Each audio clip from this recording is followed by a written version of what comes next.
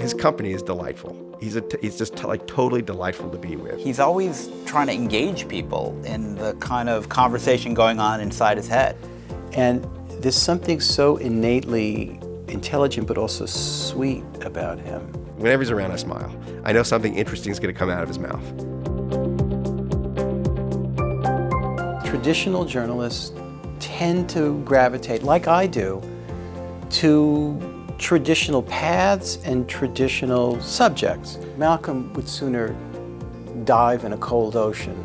He's engaged with sociology, popular psychology, a lot of ideas coming out of the social sciences, which before he started writing didn't have that much connectivity into mainstream culture and mainstream journalism. What was distinctive about his stuff right from the beginning is that he was always writing about ideas, and he gave ideas the qualities of actions. It read like drama, and it's so hard to do that. There are very few writers in history who've done that, who have written very sophisticated intellectual pieces that a mass audience treats as page turners.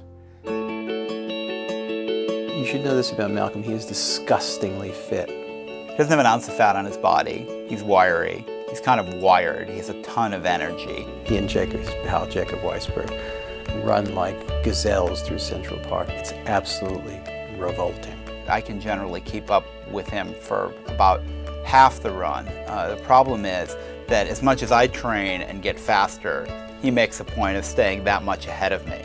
So even if you improve, you never catch Malcolm. My favorite piece of his is about a pitchman named Ron Popeil, who sold on television the Ronco jar and bottle cutter, which sounds like an idiotic idea for a long New Yorker profile, but what it was about was selling. And Malcolm's really sympathetic portrayal of this guy. And Malcolm tends to write about people he admires at some level or another, even though he's not blind to people's, bullshit.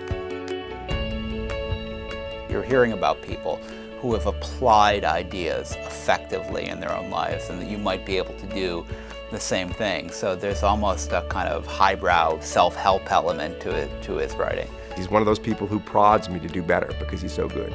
He can persuade you that the grass is purple, and at the end of the piece you'll put it down and you say, yeah, grass is purple. I can't believe I never knew that. Then 2 days later you'll wake up and you'll say, well, actually grass is green, and you'll be a little irritated.